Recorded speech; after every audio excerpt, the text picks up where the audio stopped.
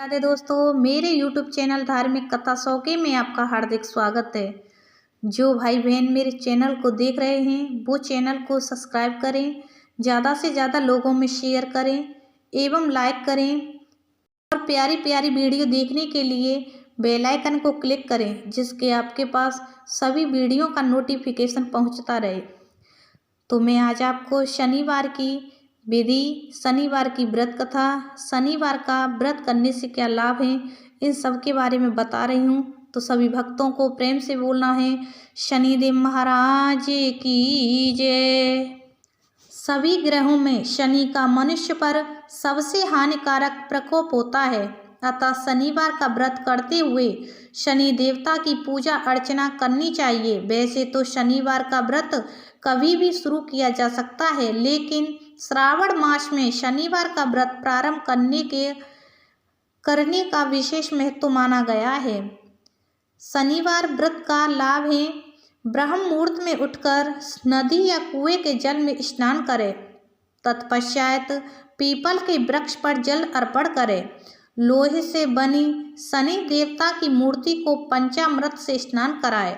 फिर इस मूर्ति को चावलों से बनाए 24 दल के कमल पर स्थापित करें। इसके बाद काले तिल, फूल, धूप, काला वस्त्र व तेल आदि से पूजा करें। पूजन के दौरान शनि के इन 10 नामों का उच्चारण करें: कोड़स्थ, कृष्ण, पिपल्ला, सौरी, यम, पिंगलो, रौद्रोतको, बब्रू, मंद, शनिचरा। पूजन के बाद पीपल के वृक्ष के तने पर सूत के धागे से 7 परिक्रमा करें। इसके पश्चात निम्न मंत्र से शनि देव की प्रार्थना करें: शनिचरः नमस्तुभ्यं, नमस्ते त्वत्वराहवे केतवे, अथ नमस्तुभ्यं सर्व शांति प्रदो भव।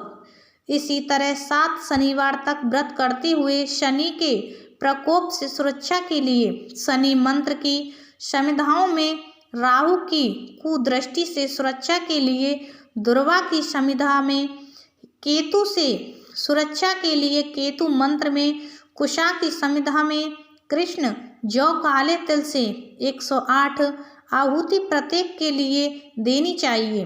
फिर अपनी क्षमता अनुसार ब्राह्मण को भोजन कराए तथा लोहे वस्तु, धन आदि का दान करें। इस तरह शनिदेव का व्रत करने से दुर्भाग्य को भी सौभाग्य में बदला जा सकता है तथा हर विपत्ति दूर होती है। शनिवार व्रत कथा। एक समय स्वर्ग लोक में सबसे बड़ा कौन के प्रश्न पर 9 ग्रहों में वाद विवाद हो गया। विवाद इतना बड़ा कि परस्पर भयंकर युद्ध की स्थिति बन गई। निर्णय के लिए सभी देवता देवराज इंद्र के पास पहुंचे और बोले, हे देवराज, आपको निर्णय करना होगा कि हम में से सबसे बड़ा कौन है। देवताओं का प्रश्न सुनकर देवराज इंद्र उलझन में पड़ गए। इंद्र बोले, मैं इस प्रश्न का उत्तर देने में असमर्थ हूँ। हम सभी पृथ्वी लोक में उज्जैनी नगरी में राजा विक्रमादित्य के पास चलते हैं। देवराज इंद्र सहित सभी ग्रह देवता उज्जैनी नगरी पहुँचे। महल में पहुंचकर जब देवताओं ने उनसे अपना प्रश्न पूछा तो राजा विक्रमादित्य भी कुछ देर के लिए परेशान हो उठे, क्योंकि सभी देवता अपनी अपनी शक्तियों के कारण महान थे। किसी को भी छोटा या बड़ा कह देने से उनके क्रोध के प्रकोप से भयंकर हानि पहुंच सकती थी। अचानक राजा विक्रमादित्य को एक उपाय सूझा और उन्होंने विभिन्न धातुओं, स्वर्ण, रजत, कांसा, ताम्र, सीसा, रांगा, जस्ता, अब्रक व लोहे के 9 आसन बनवाए। धातुओं के गुणों के अनुसार सभी आसनों को एक दूसरे के पीछे रखवाकर उन्होंने देवताओं को अपने अपने सिंहासन पर बैठने को कहा। देवताओं को बैठने के बाद राजा विक्रमादित्य ने कहा, आपका निर्णय तो स्वयं हो गया। जो सबसे पहले सिंहासन पर विराजमान है वही सबसे बड़ा है। राजा विक्रमादित्य के निर्णय को सुनकर शनि देवता ने सबसे पीछे आसन पर बैठने के कारण अपने को छोटा जानकर क्रोधित होकर कहा, राजा विक्रमादित्य, तुमने मुझे सबसे पीछे बैठाकर मेरा अपमान किया है। तुम मेरी शक्तियों से परिचित नहीं हो, मैं तुम्हारा सर्वनाश कर दूंगा। शनि ने कहा, सूर्य एक राशि पर 1 महीने, चंद्रमा 2.25 दिन, मंगल 1.5 महीने, बुध और शुक्र 1 महीने, बृहस्पति 13 महीने रहते हैं, लेकिन मैं किसी राशि पर 7.5 वर्ष 7.5 तक रहता हूँ। बड़े बड़े देवताओं को मैंने अपने प्रकोप से पीड़ित किया है। राम को 7.5 के कारण ही वन में जाकर रहना पड़ा और रावण को 7.5 के कारण ही युद्ध में मृत्यु का शिकार करना पड़ा। राजा, अब तू मेरे प्रकोप से नहीं बच सकेगा। इसके बाद अन्य ग्रहों के देवता तो प्रसन्नता के साथ चले गए, परंतु शनिदेव बड़े क्रोध के साथ वहां से विदा हुए। राजा विक्रमादित्य पहले की तरह ही न्याय करते रहे। उनके राज्य में सभी स्त्री पुरुष बहुत आनंद से जीवन यापन कर रहे थे। कुछ दिन ऐसे ही व्यतीत हो गए। उधर शनि देवता अपने अपमान को भूले नहीं थे। विक्रमादित्य से बदला लेने के लिए एक दिन शनिदेव ने घोड़े के व्यापारी का रूप धारण किया और बहुत से घोड़ों के साथ उज्जैनी नगरी पहुँचे। राजा विक्रमादित्य ने राज्य में किसी घोड़े के व्यापारी के आने का समाचार सुना तो अपने अश्वपाल को कुछ घोड़े खरीदने के लिए भेजा। घोड़े बहुत कीमती थे। अश्वपाल ने जब वापस लौटकर इस संबंध में बताया तो राजा विक्रमादित्य ने स्वयं आकर एक सुंदर व शक्तिशाली घोड़े को पसंद किया।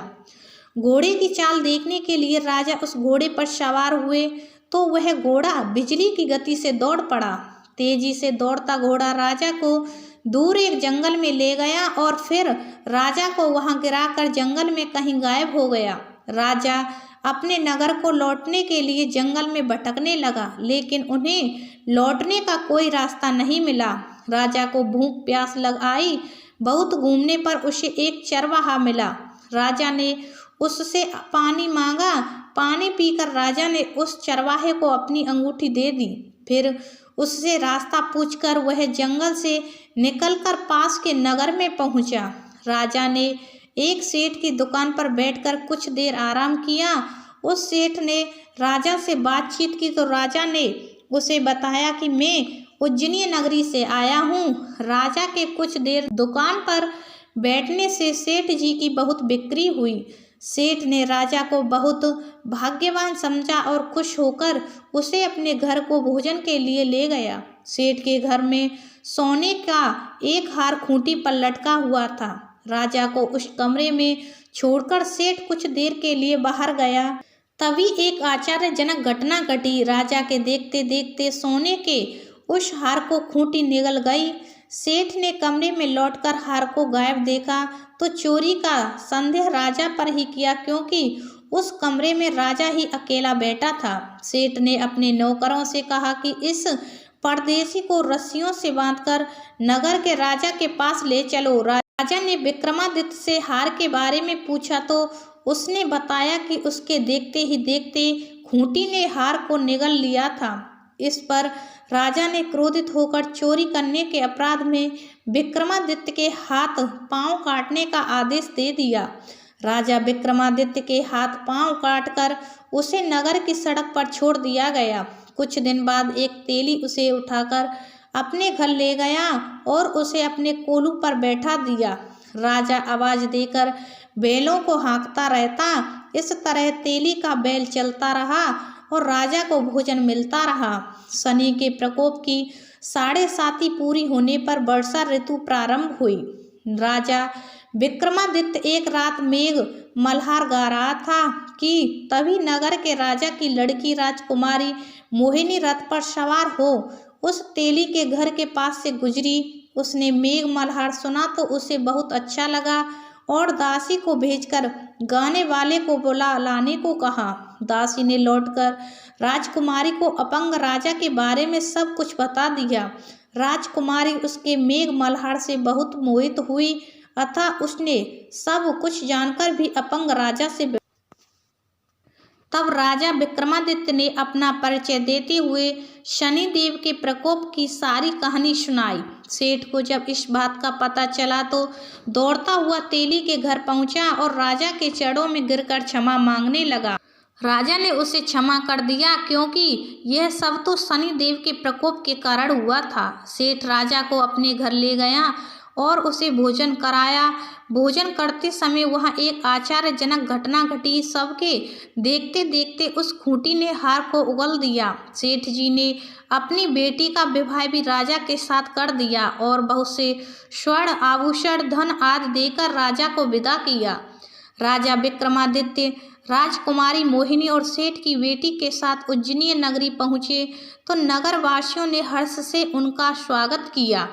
अगले दिन राजा विक्रमादित्य ने पूरे राज्य में घोषणा कराई कि शनिदेव सब देवों के देव हैं तथा सर्वश्रेष्ठ हैं।